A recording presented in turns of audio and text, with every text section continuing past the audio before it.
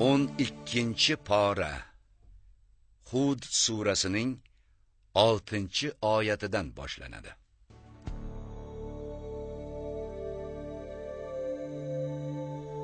Yerda o'rmalovchi biror narsa jonzot yo'qki, uning rizqi Allohning zimmasida bo'lmasa. U uning qarorgohini ham, oromgohini ham bilur. Hammasi aniq kitob Lavhul Mahfuzda yozilgandir. U sizlarning qaysilaringiz chiroyliroq ish qilishingizni sinash uchun osmonlar va yerni 6 kunda yaratgan zotdir. U paytda arshi suv ustida edi. Agarda siz albatta sizlar o'lgandan keyin tirilursiz desangiz, kufrga ketganlar bu sehrdan o'zga narsa emas deyishlari aniq. Bordi-yu ulardan azobni ma'lum muddatgacha kechiktirsak, ular uni azobni nima ushlab turibdi deydilar. Ogoh bo'lsinlarki, azob keladigan kunida uni ulardan qaytarib bo'lmas va masxara qilib yurgan narsalari azob ularni qamrab olur. Agarda biz insonga o'z marhamatimizni tottirib, so'ngra yana uni tortib olsak, u noumid va noshukur bo'lib qolur. Agarda unga biror zarar kelib ketgandan keyin ne'matlarni tottirib qo'ysak, yomonliklar mendan o'zicha ketdi deydi albatta. Zero u mag'rur va faxrlanuvchidir. Illo sabrli bo'lgan va ezgu ishlarni qilganlarga, aynan o'shalarga mag'firat va katta mukofot bordir. Balkim siz unga biror xazina tushsa edi, yoki u bilan birga guvoh sifatida biror farishta kelsa edi deganlari uchun sizga vahiy qilinayotgan oyatlarning ba'zilarini tark etmoqchidirsiz va shu sababli yuragingiz siqilayotgandir. Siz axir faqat ogohlantiruvchisiz. Alloh esa har narsaga vakil, guvohdir. Yoki uni vahiyni Muhammad to'qib chiqaryapti deydilarmi? Ayting, agar gaplaringiz rost bo'lsa, shunga o'xshash 10 ta to'qilgan sura keltirib, Allohdan o'zga imkoningiz yetgan kishini yordamga yoki guvohlikka chaqiringiz. Bas, agar ular sizlarga javob qilmasalar, bilingizki, albatta nozil qilingan narsa Qur'on Allohning ilmi bilan vahiy qilingan ekan va undan o'zga iloh yo'q ekan. Bas, endi sizlar musulmonmisiz? Kimki dunyo hayoti va uning zinatini istasa, u kabilarga amallari savobini shu dunyoda mukammal berurmiz va ular unda dunyoda ziyon ko'rmaydilar. Ana o'shalarga oxiratda do'zaxdan boshqa narsa yo'qdir. Qilgan savobli ishlari habada barbod va qilib yurgan amallari botil, zoye bo'lur. Parvardigori tomonidan hujjatga ega bo'lgan, ketidan undan guvoh Qur'on kelgan, undan oldin peshvo va rahmat sanalmish Muso kitobi Tavrot ham bo'lgan kishi faqat dunyo ne'matlarini istovchilar bilan barobarmi? Aynan o'shalar unga, Qur'onga iymon keltiradilar. Guruhlardan kimki uni inkor etsa, bas unga atalgan joy do'zaxdir. Bas unda shak qilmang, albatta u Rabbingizdan kelmish haqiqatdir. Lekin odamlarning aksariyati bunga iymon keltirmaydilar. Alloh nomidan yolg'on to'qigandan ham zolimroq kishi bormi?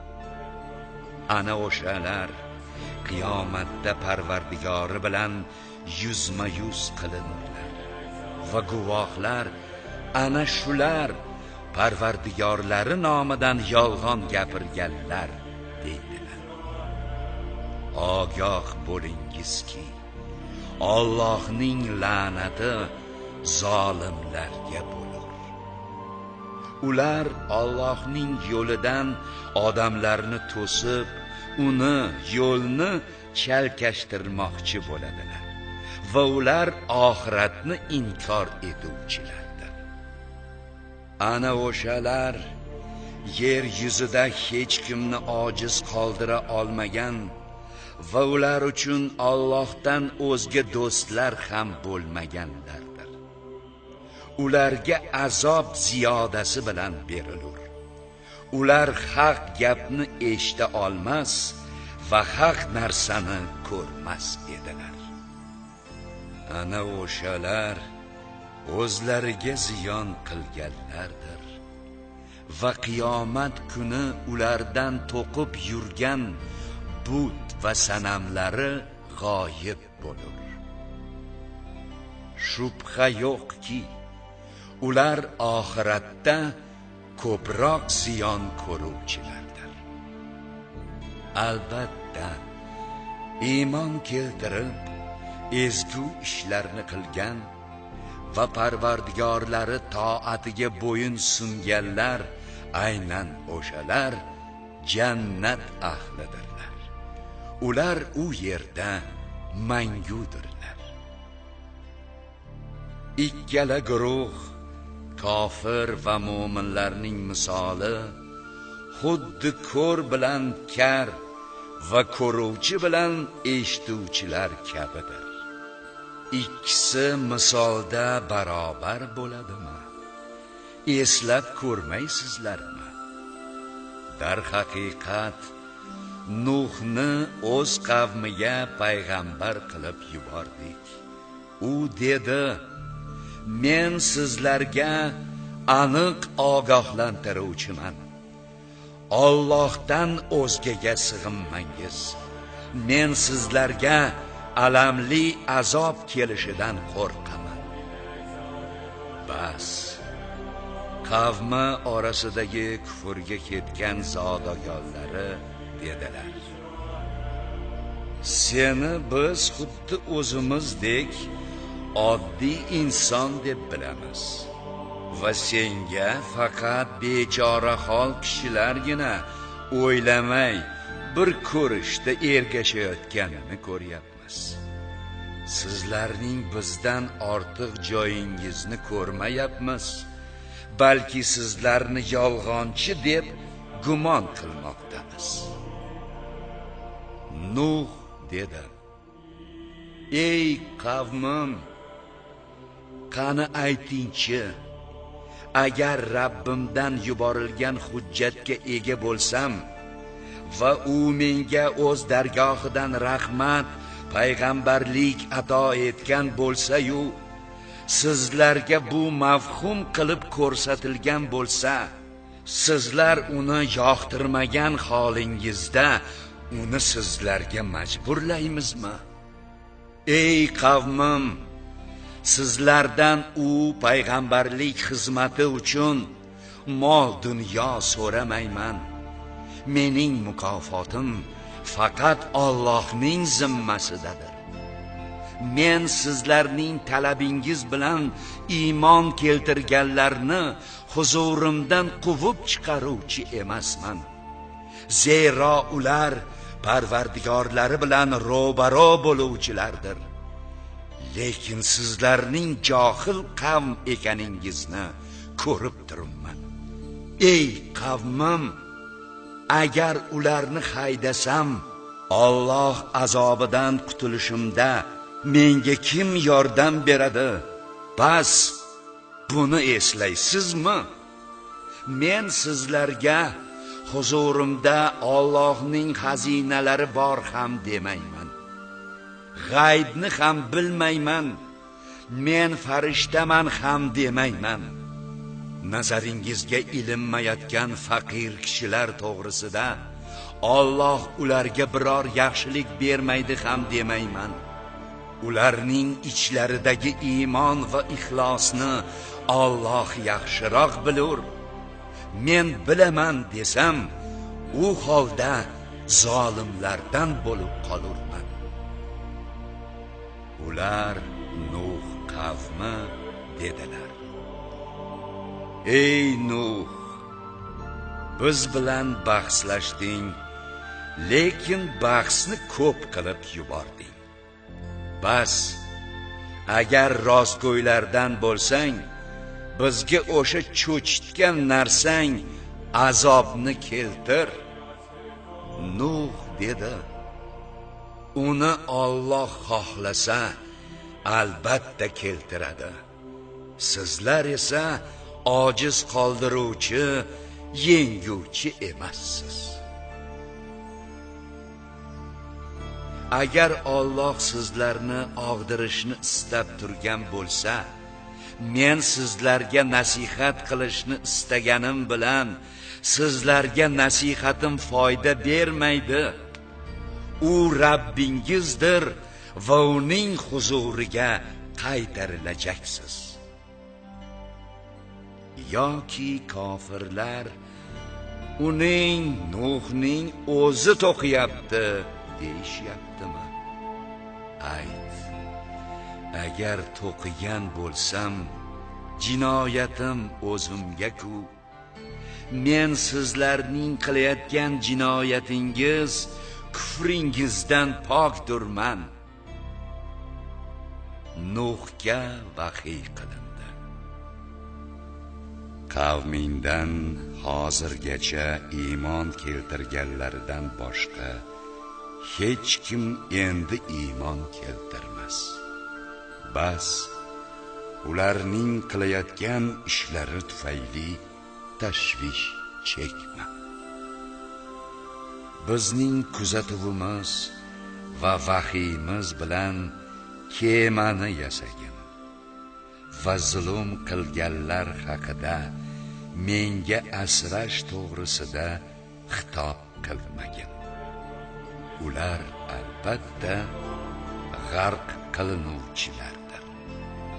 Kemani yasay boshladi. Qavmining zodagonlari har gal uning oldidan o'tganlarida uni masxara qilardilar. Nuh dedi: agar bizni masxara qilsangiz, sizlar masxara qilganingizdek biz ham yaqinda sizlarni masxara qilajakmiz. Bas, yaqinda kimga xorlovchi azob kelib, unga mangu azob tushishini bilursiz. To bizning buyrug'imiz, azobimiz to'fon kelib, ishlar keskinlashgach aytdik: ey Nuh, unga, kemaga, har bir jonivordan bir juft, ikkitadan va ahling, oila a'zolaringdan, illo ahlingdan kimlarga g'arq bo'lishi haqida bizdan so'z kechgan bo'lsa, ular mustasno. Hamda iymon keltirganlarni ort. Vaholanki u Nuh bilan birga iymon keltirganlar oz edi. Nuh dedi: unga kemaga mininglar. Uning suzishi ham to'xtashi ham Allohning ismi bilandir.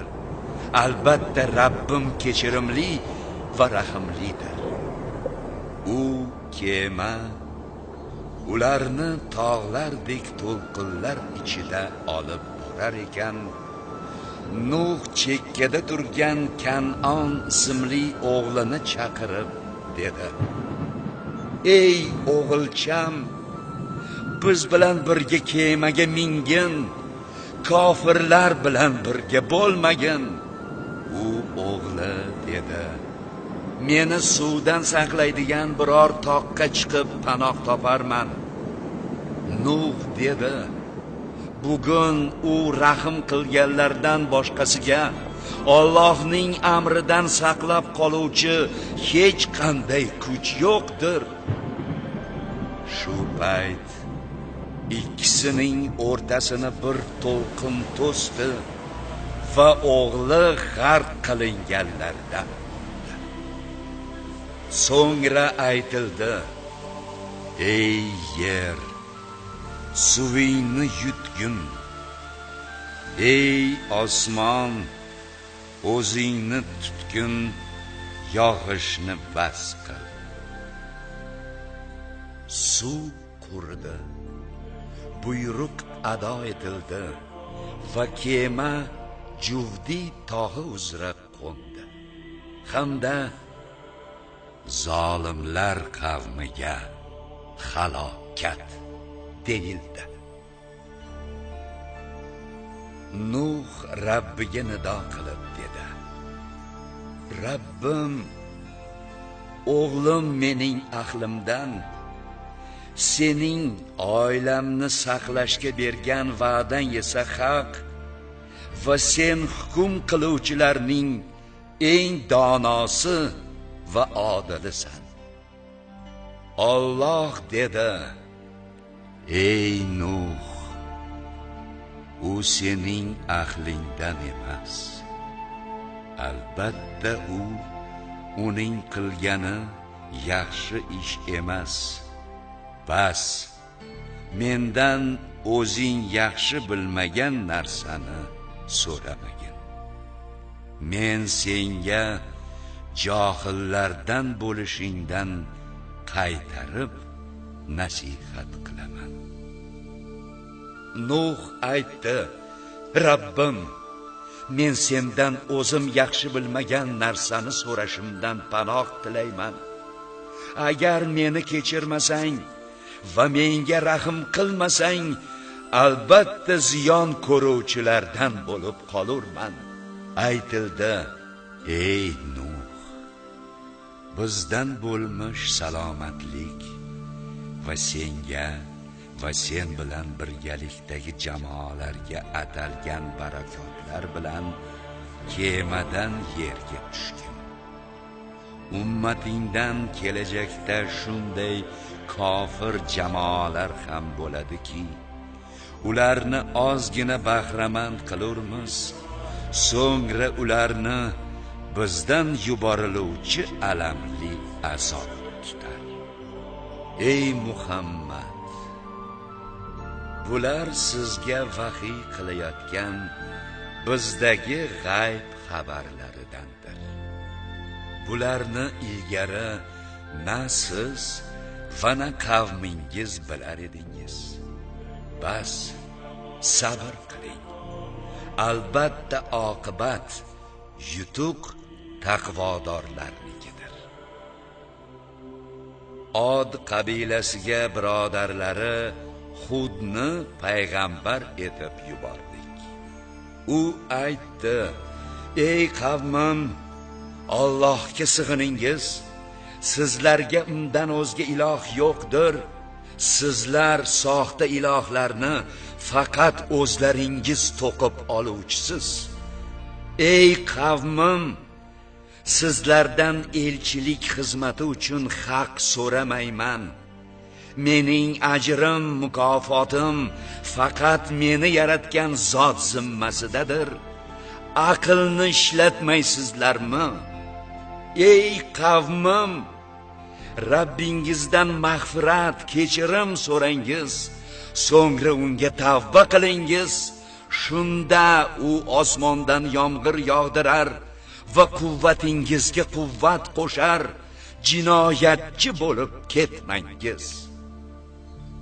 Ular dedilar: ey Hud, bizga biror hujjat keltirmading. Biz sening quruq gaping bilan ilohlarimizni tark etuvchi ham, senga ishonuvchi ham emasmiz. Seni balkim ilohlarimizdan birortasi chalib ketgandir deb bilamiz. Hud dedi: men Allohni guvoh qilaman va sizlar ham guvoh bo'lingizki, men sizlar keltirayotgan shirkdan bezorman. Zero u Allohdan o'zgadir. Bas, endi hammangiz menga makr qilavering, so'ngra menga uni kechiktirib o'tirmangiz. Men Rabbim va Rabbingiz Allohga tavakkul qildim. O'rmalovchi jonivor borki, uning inon ixtiyori, tasarrufi uning qo'lidadir. Albatta Rabbim to'g'ri yo'ldadir. Agar sizlar iymon va tavbadan bosh tortsangiz, bas, sizlarga yetkazishim topshirilgan narsani sizlarga yetkazib bo'ldim. Rabbim sizlardan boshqa qavmni o'rinlaringizga xalifa qilib keltirur. Sizlar esa unga zarar yetkaza olmaysiz. Albatta Rabbim hamma narsani qo'riqlovchidir. Amrimiz shamol azobi kelgach, Hudni va u bilan birga iymon keltirganlarni bizdan bo'lmish marhamat tufayli xalos etdik va ularga qattiq azobdan najot berdik. Ana shular Od qabilasidir. Ular Parvardigorlarining oyatlarini inkor etdilar. Payg'ambarlariga itoatsizlik qildilar va har qanday zolim u qaysarlarning buyruqlariga ergashdilar. Ularga ushbu dunyoda ham, qiyomat kunida ham la'nat yetib turur. Ogoh bo'ling, albatta Od qabilasi Parvardigorlarini inkor etgan edilar. Ogoh bo'ling, Hudning qavmi Od qabilasiga halokat muqarrardir. Samud qabilasiga birodarlari Solihni payg'ambar etib yubordik. U aytdi: ey qavmim, Allohga sig'iningiz. Sizlar uchun undan o'zga iloh yo'q. U sizlarni yerdan paydo qilib, sizlarni uni obod etuvchi etdi. Bas, undan kechirim so'rangiz, so'ngra unga tavba etingiz. Albatta Rabbim bandalariga yaqin va duolarni ijobat etuvchidir. Ular dedilar: ey Solih, bundan oldin umid qilinadigan kishi eding. Endi bizga bobolarimiz sig'inadigan narsalarga sig'inishimizni man etasanmi? Biz sen da'vat etayotgan narsangdan shak shubhadamiz. Solih aytdi: ey qavmim, o'ylab ko'rdingizmi? Mabodo Rabbim tomonidan hujjatim bo'lib, o'zi tomonidan rahmat, payg'ambarlik bergan bo'lsa-yu, men unga itoatsizlik qilsam, Alloh jazosidan qutulishimda menga kim yordam beradi? Menga sizlar ziyondan boshqa narsa orttirmayapsiz. Ey qavmim, mana bu Allohning mo'jizali tuyasi. Bas, uni Allohning yerida o'tlab yurishiga qo'yib beringiz va unga biror yomonlik yetkazmangiz. Aks holda sizlarni yaqin fursatda azob tutar. Bas, uni tuyani so'ydilar. Solih dedi: uylaringizda 3 kun hayotdan bahramand bo'lib turingiz. Bu yolg'on emas, chin va'dadir. Buyrug'imiz, azobimiz kelgach, Solihni va u bilan birga iymon keltirganlarni bizdan bo'lmish rahmat bilan azobdan va o'sha kunning sharmandaligidan xalos etdik. Albatta, Rabbingiz quvvatli va qudratlidir. Zulm qilganlarni qichqiriq tutdi. Bas, ular o'z uylarida murdaga aylandilar. Go'yo u yerda oldin yashamagandek izlari o'chib ketdi. Ogoh bo'lingizki, Samud qabilasi Parvardigorini inkor etgan edi. Ogoh bo'lingizki, Samud qavmiga halokat yetsin. Ibrohimga elchilarimiz farzandli bo'lishi haqida xushxabar keltirdilar va salom dedilar.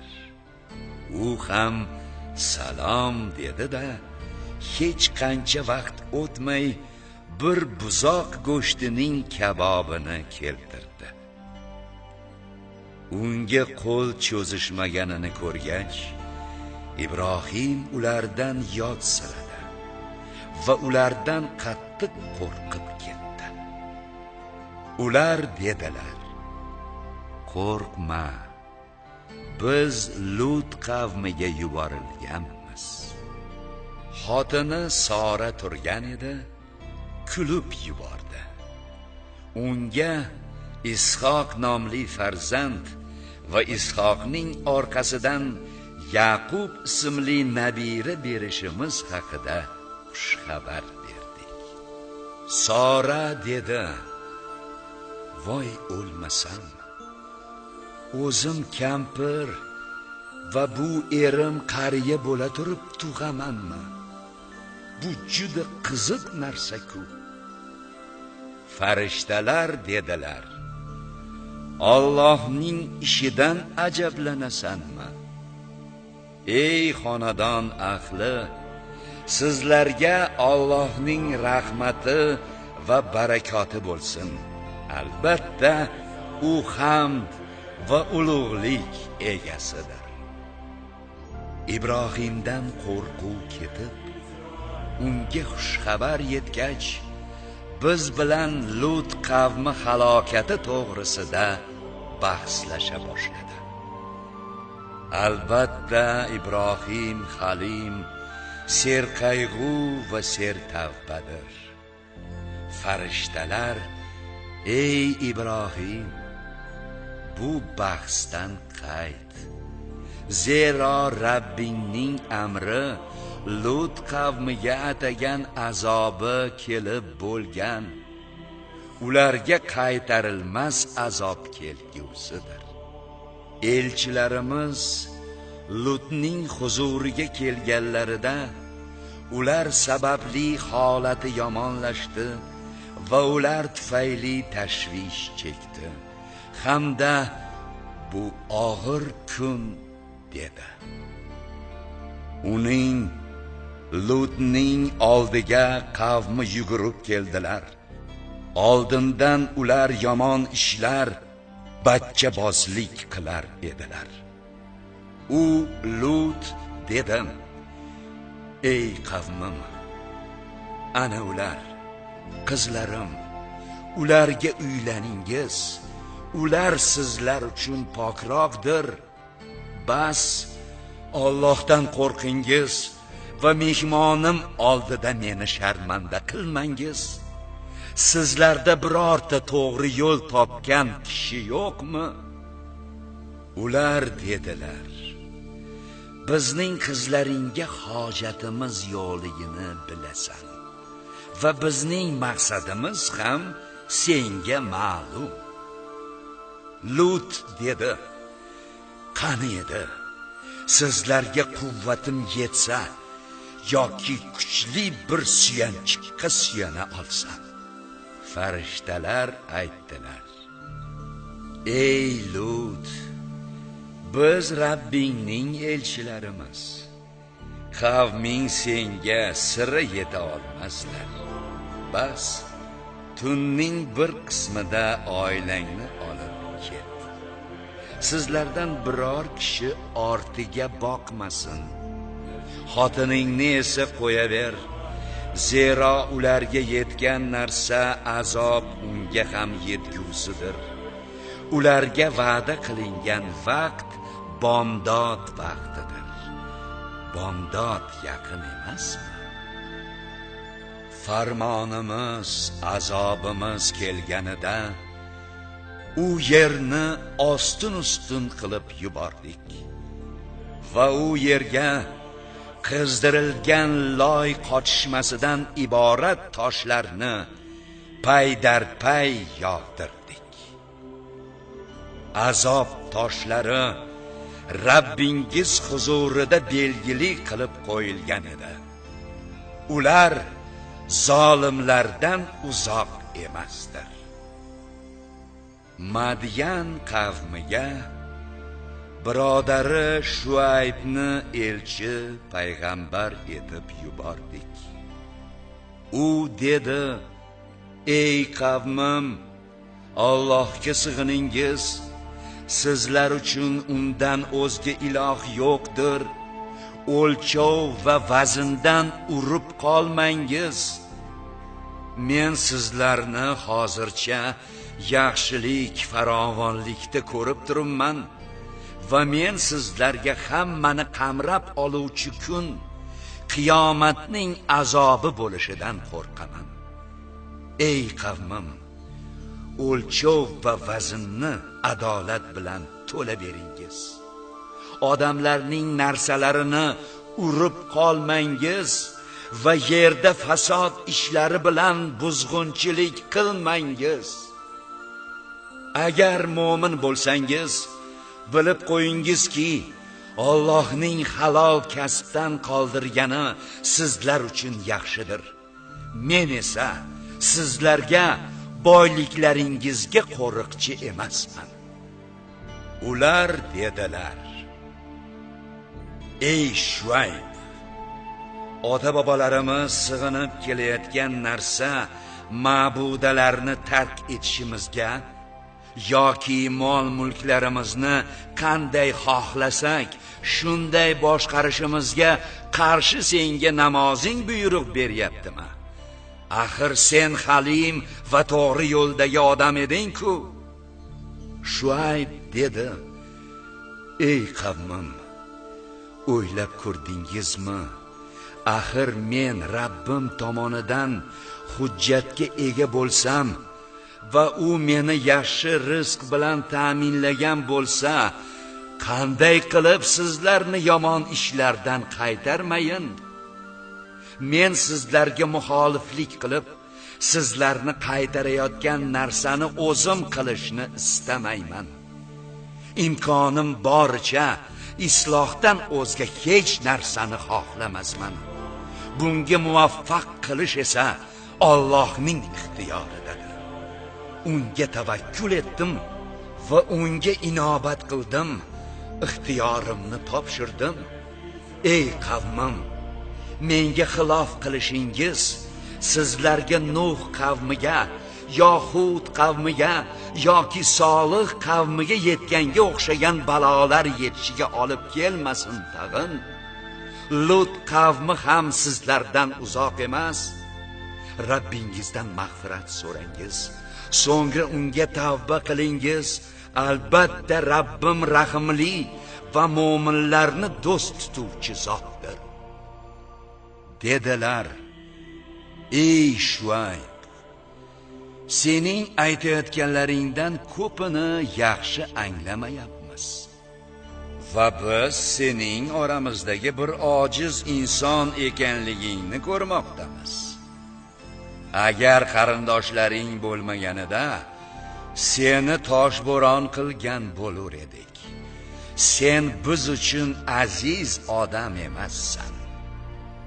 Shuayb dedi: ey qavmim, sizlar uchun qarindoshlarim Allohdan ham azizroqmi? Shuning uchun uni ortingizga e'tiborsiz tashlab qo'ydingizmi? Albatta Rabbim qilmishlaringizni qamrab oluvchidir. Ey qavmim, maqomingizda, e'tiqodingizda turib ish qilaveringiz. Men ham ish qiluvchiman. So'ngra kimga xor qiluvchi azob kelishi va kim yolg'onchi ekanini bilursiz. Kutib kuzatib turingiz. Men ham sizlar bilan birga kuzatuvchidirman.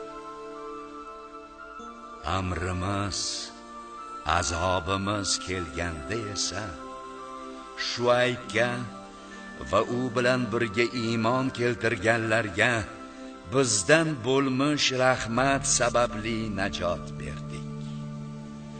Zulm qilganlarni esa qichqiriq tutdi. Bas, ular o'z uylarida murdalarga aylandilar.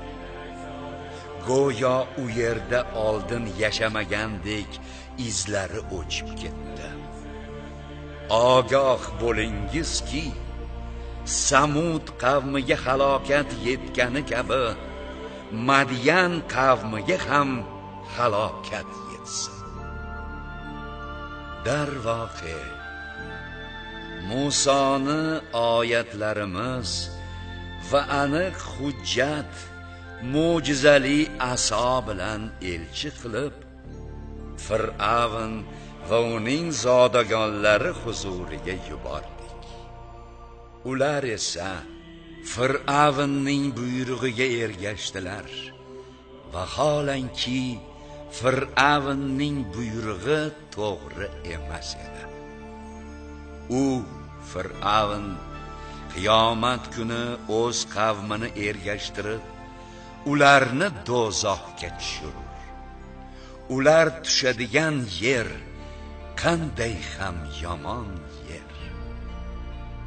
Ularga ushbu dunyoda ham, qiyomat kunida ham la'nat yetkazilur. Berilgan bu yordam qanday ham yomon yordam. Ana shu biz sizga, ey Muhammad, qissasini aytayotgan shaharlarning xabarlaridandir. Ulardan hozirgacha saqlanib turgani va yo'q bo'lib ketgani bor. Ularga biz zulm qilmadik, balki o'zlariga o'zlari zulm qildilar. Rabbingiz amri azobi kelganda esa Allohni qo'yib sig'ingan ma'budalari hech ham foyda bermadi va ularga ziyondan boshqa narsani orttirmadi. Aholisi zolim yurtlarni azobga tutganda Rabbingizning tutishi shundaydir. Albatta uning azobga tutishi alamli va shiddatlidir. Albatta Bunda oxirat azobidan qo'rqqanlar uchun ibrat bordir. Bu kun odamlar to'planadigan va hozir bo'ladigan kundir. U kunni faqat sanoqli muddatgacha kechiktiramiz. U kelgan kuni hech bir jon egasi uning ruxsatisiz gapirmas. Ular ichida baxtsiz ham, baxtli insonlar ham bo'lur. Bas, o'shanda baxtsiz bo'lganlar, kofirlar va gunohkor mo'minlar do'zaxda bo'lurlar va ular u yerda ingrab, hangrab tururlar. Modomiki oxiratdagi osmonlar va yer bor ekan, ular u yerda mangudurlar. Illo Rabbingiz xohlagani mo'minlarni undan chiqarishi bundan mustasnodir. Albatta, Rabbingiz istagan narsasini amalga oshiruvchidir.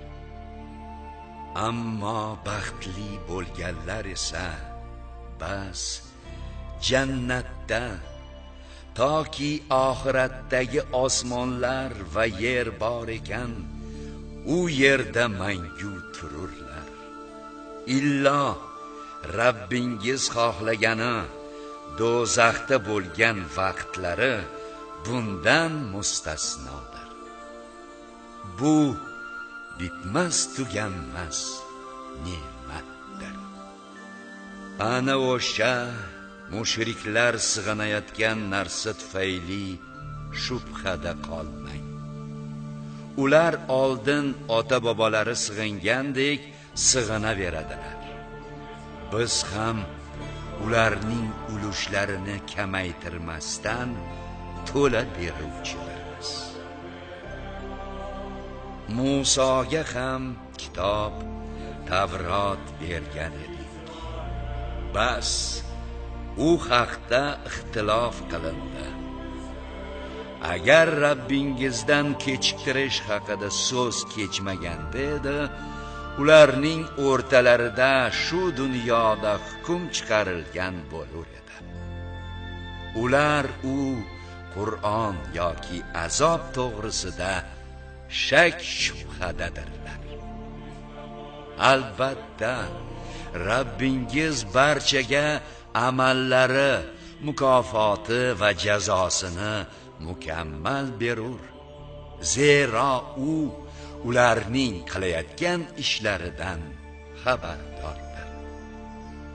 Bas, ey Muhammad, buyurilganligingizdek to'g'ri bo'ling. Siz bilan birga tavba qilganlar ham to'g'ri bo'lsinlar. Haddan oshib ketmangiz, ey mo'minlar.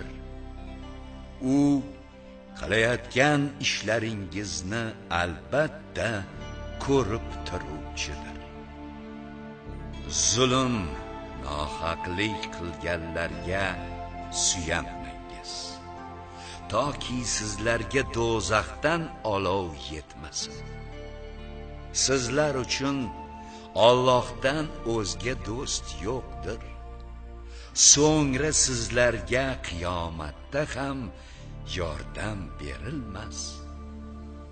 Kunning har ikki tarafida, ya'ni ertayu kech va tunning bir bo'lagida namoz o'qing. Albatta savobli ishlar gunohlarni ketkazadi. Bu yod etuvchilar uchun yodnomadir. Sabr qiling. Bas, albatta Alloh ezgu ish qiluvchilar mukofotini zoye qilmagan.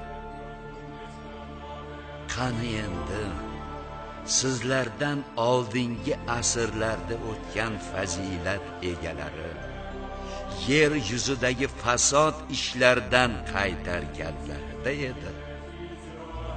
lekin ular ichida biz najot berganlardan ozchiligi bu ishni qildilar. O'zlariga zulm qilganlar o'z rohat farog'atlari ketidan ketdilar va jinoyatchi bo'lib qoldilar. Rabbingiz aholisi islohotchi bo'lgan shaharlarni nohaqlik bilan halok etguvchi emasdir. Agar Rabbingiz xohlaganida edi, barcha odamlarni bir ummat, bir xil dinga tobe qilgan bo'lar edi. Ular mudom turlicha har xil e'tiqodda bo'lib boraveradilar. Rabbingiz rahim qilgan kishilar esa bundan mustasnodirlar. Ularni shuning uchun yaratgandir. Rabbingizning jahannamni barcha kufrda o'tgan jinlar va odamlar bilan to'ldirajakman degan so'zi haqdir. Sizga ey Muhammad, payg'ambarlarning xabarlaridan dilingizga sabot baxsh etadiganlarini aytib bermoqdamiz. Bu qissalarda haqiqat, mo'minlar uchun nasihat va eslatma kelgandir. Iymon keltirmaydiganlarga ayting, o'z holingizcha ish qilaveringiz. Biz ham ish qiluvchilarmiz. Kutaveringiz ham, biz ham kutuvchilarmiz. Osmonlar va yerning g'aybiy siri Allohga xosdir. Barcha ish ungagina qaytarilur. Bas unga ibodat qiling va unga tavakkul eting. Qilayotgan ishlaringizdan esa Rabbingiz g'ofil emasdir.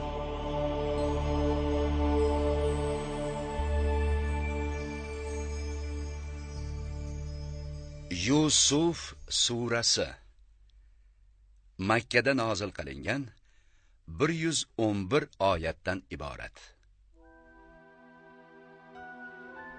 Yusuf payg'ambar nomi. Go'zal qissa deb ta'riflanuvchi ushbu surada asosan Yaqub alayhisalomning o'g'li Yusuf alayhisalomning boshidan kechirgan voqealari aks ettirilgan.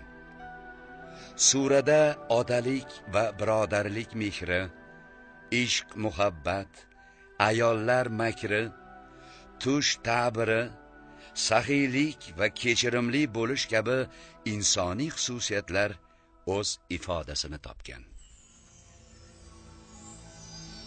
Mehribon va rahimli Alloh nomi ila.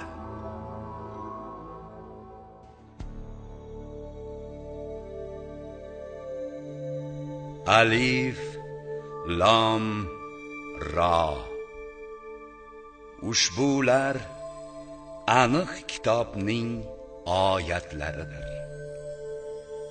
Albatta biz uni, kitobni anglashingiz uchun arabiy Qur'on tarzida nozil qildik.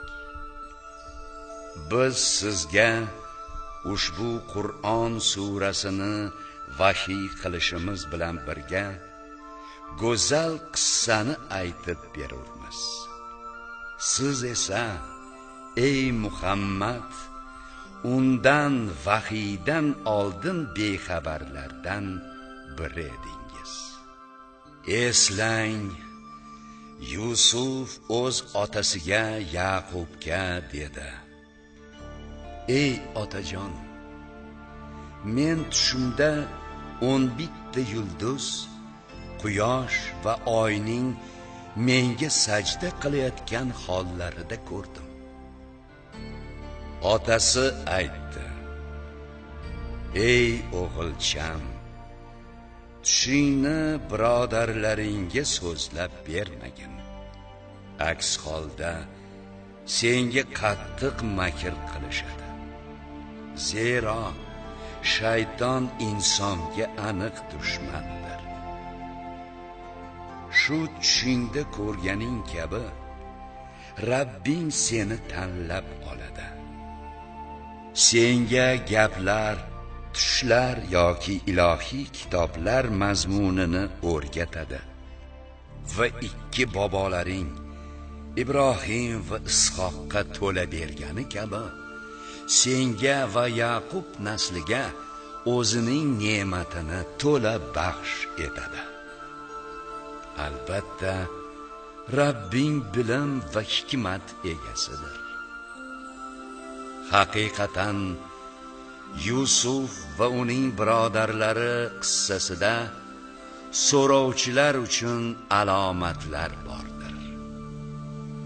O'shanda akalari aytdilar: Yusuf va uning ukasi Benyamin otamizga bizdan ko'ra suyukliroqdir. Vaholanki biz bir to'p ko'pchilikmiz. Haqiqatan otamiz aniq gumrohlik uzradir. Kimdir dedi: Yusufni o'ldiringiz yoki uni biror yerga chiqarib tashlangiz. Shunda otangizning o'zi sizlarga qolar, faqat sizlarga mehr qo'yar. Undan keyin yana solih kishilar qavmi bo'lursiz. Ulardan bir so'zlovchi dedi: Yusufni o'ldirmangiz. Balki agar biror narsa qilmoqchi bo'lsangiz, uni quduq qa'riga tashlangiz. Shunda uni ba'zi yo'lovchilar olib ketar. Dedilar: Ey otamiz, nechun siz Yusufni bizga ishonmaysiz? Axir biz unga juda xayrixohmiz. Ertaga uni biz bilan birga jo'nating, yayrab o'ynasin. Biz uning uchun qo'riqlovchilarmiz. Yaqub dedi: Uni olib ketishingiz meni juda tashvishlantiryapti. Sizlar undan g'aflatda bo'lgan chog'ingizda nogoh uni bo'ri yeb ketishidan qo'rqaman. Aytdilar: Biz bir to'da bo'la turib, mabodo uni bo'ri yeb ketsa, unda biz rosa ziyon ko'ruvchilar bo'lib qolamiz-ku. Bas uni olib ketishgach va uni quduqning qa'riga tashlashga kelishib olishgach, uni amalga oshirdilar. Biz unga bu ishlari to'g'risida ularga kezi kelganda albatta xabar berursan. Vaholanki ular Yusuf ekaningni sezmaydilar deb vaqi qildik. Otalari huzuriga oqshom paytida yig'lab kelishdi. Aytdilar: Ey otamiz, biz Yusufni matohlarimiz oldida qoldirib, quvalashib ketsak, uni bo'ri yeb ketibdi. Rost gapirsak ham baribir siz bizga ishonuvchi emassiz. Uning ko'ylagi uzra soxta qon, qo'zichoq qoni bilan keldilar. Yaqub dedi: Yo'q, sizlarni o'z nafsingiz bunday mudhish ishga undagan. Bas, mening burchim chiroyli sabrdir. Sizlar tavsiflayotgan narsaga sabr qilishga Alloh menga madadkordir. Yusuf quduqda 3 kun yotgach, bir karvon keldi. Suv keltiruvchini yuborgan edilar. U chelagini quduqqa tushirgach, xushxabar, bu bola-ku dedi. Uni bozorbob matoh sifatida sir tutdilar. Alloh esa qilayotgan ishlarini biluvchidir. Uni Misr bozorida arzon sanoqli dirhamlarga sotdilar va bu ishda go'yo ular tarki dunyo qiluvchilardan bo'ldilar.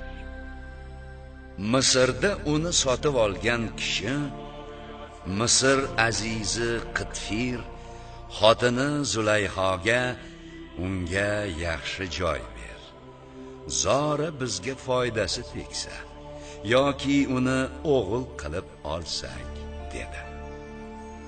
Shunday qilib Yusufni yerga Misrga joylashtirdik va gaplar, tushlar yoki ilohiy kitoblar ta'vili, izohini bildirishimiz uchun shunday qildik. Alloh o'z ishida g'olibdir, lekin odamlarning aksariyati buni bilmaydilar. Voyaga yetgach, unga hukm, hakamlik va ilm ato etdik. Chiroyli ish qiluvchilarni biz doimo shu tarzda mukofotlaymiz. U Yusuf uyida bo'lgan ayol Zulayho undan nafsini qondirishini talab qildi va eshiklarni qulflab, "Qani kel" dedi. Yusuf dedi: "Alloh saqlasin. Axir u ering hojam-ku. Menga yaxshi joy bergan bo'lsa, zolimlar zotan najot topmaslar." Zulayho unga moyil, u Yusufning dili ham bunga moyil bo'lgandi. Agar Rabbining hujjatini ko'rmaganda bo'lar ish bo'lar edi. Shu tarzda undan yomonlik va fahshni burib yubordik. Albatta u dili xolis bandalarimizdandir. Ikkisi eshik tomon quvalashib ketdi. Yusuf qochdi, u quvdi va Zulayho uning ko'ylagini orqa tomondan yirtib yubordi. Eshik oldida hojasi eriga yo'liqdilar. Zulayho dedi: "Oilangga yomonlikni ravo ko'rgan kishining jazosi hibsga olinish yoki alamli azobdan boshqa bo'lmasligi kerak." Yusuf dedi: "Uning o'zi mendan nafsimni, jinsiy yaqinlik qilishimni talab qildi." Uning Zulayhoning qarindoshlaridan biri guvohlik berib, agar uning ko'ylagi old tomonidan yirtilgan bo'lsa, u Zulayho rost so'zlagan. U Yusuf esa yolg'onchilardandir. Bordi-yu, ko'ylagi orqa tomonidan yirtilgan bo'lsa, u Zulayho yolg'on so'zlagan, u Yusuf esa rozgo'ylardandir. Zulayhoning eri Misr azizi uning ko'ylagi orqa tomonidan yirtilganini ko'rgach, albatta bu siz ayollarning makringizdir.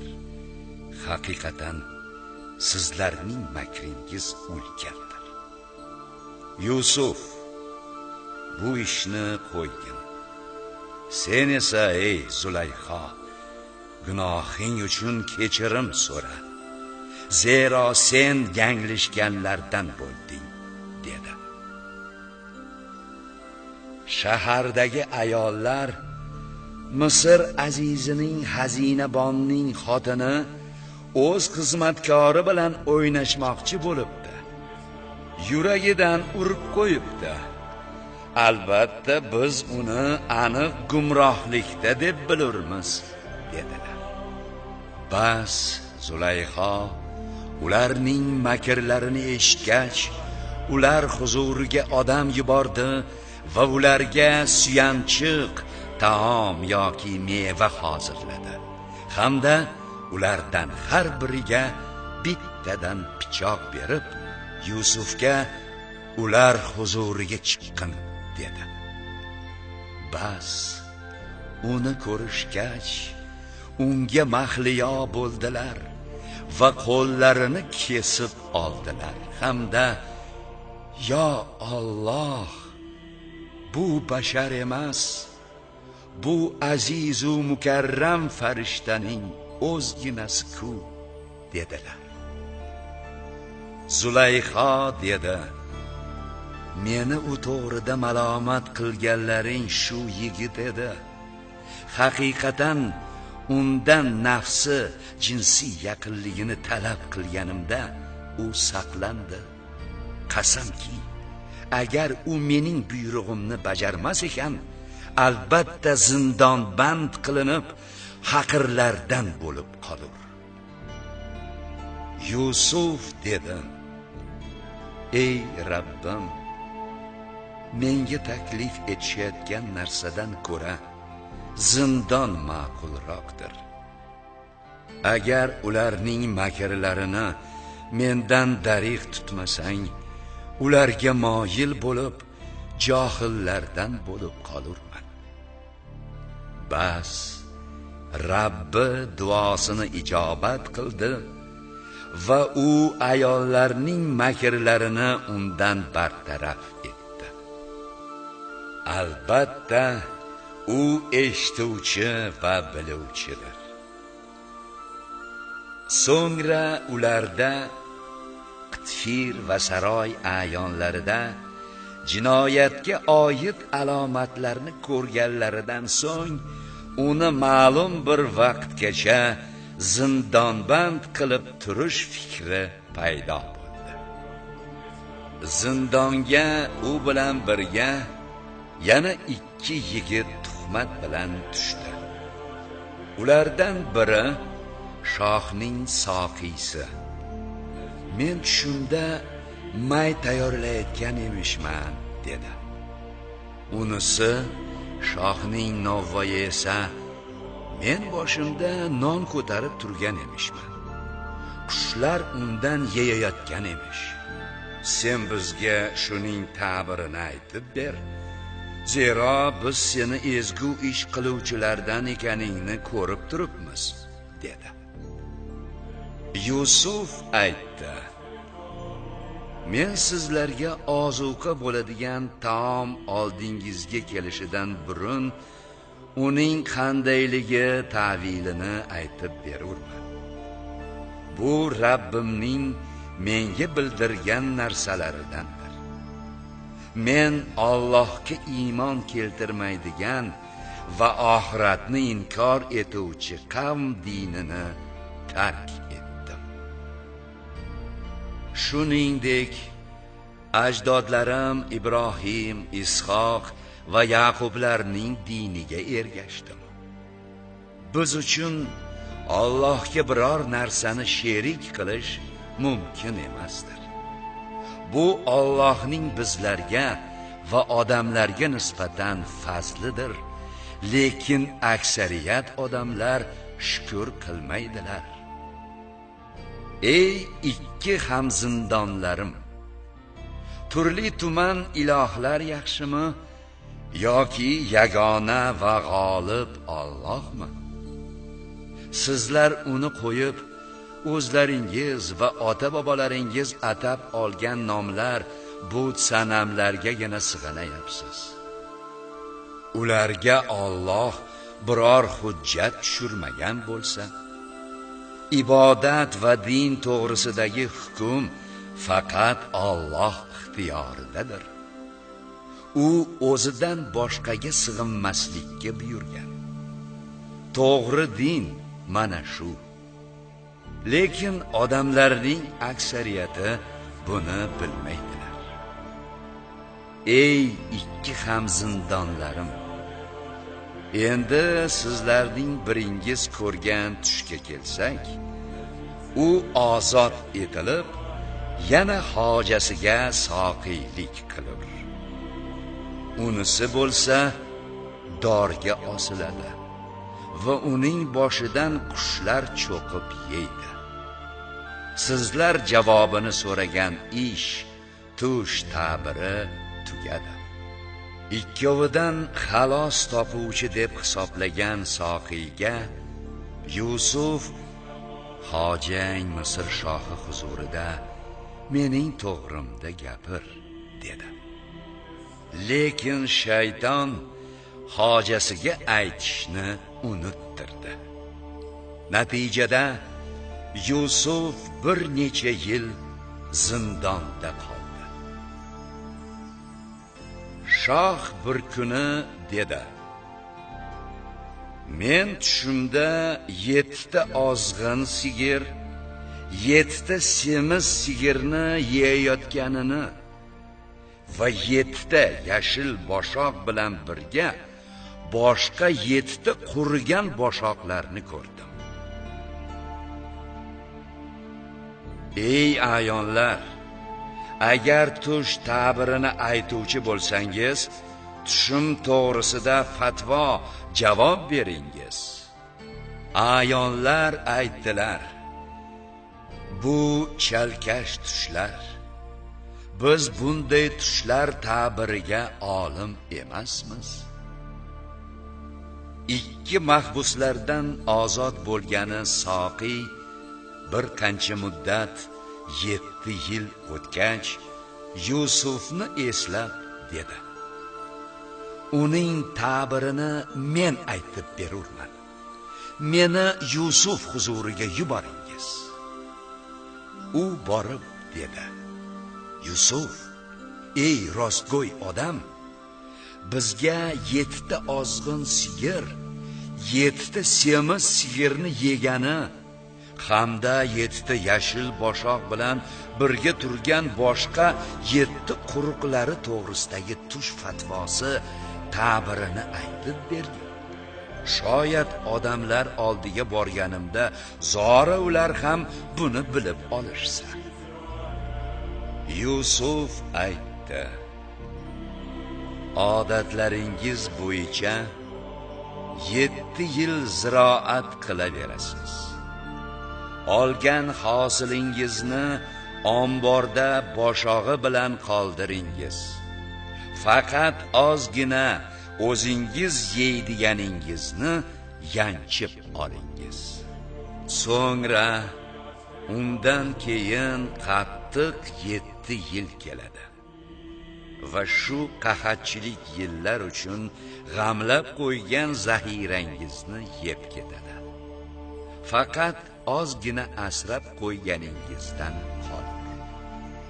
So'ngra undan keyin 1 yil kelib, odamlar unda yomg'irga serob bo'lurlar va unda mevalardan sharbat olurlar.